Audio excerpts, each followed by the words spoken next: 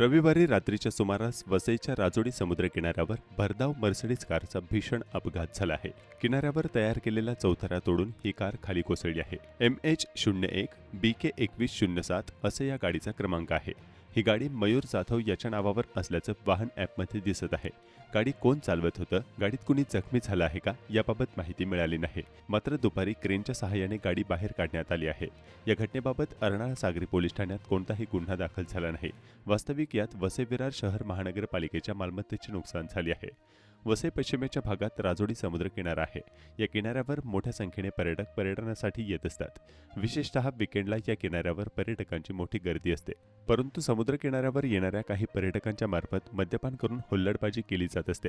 या हुल्लडबाजीमुळे याचा फटका या ठिकाणी मौजमजा करणाऱ्या पर्यटकांना बसत असतो. तर काही पर्यटक हे थेट वाहने घेऊन समुद्र किनाऱ्यावर जात असतात, तर काही जण स्टंटबाजी सुद्धा करत असतात.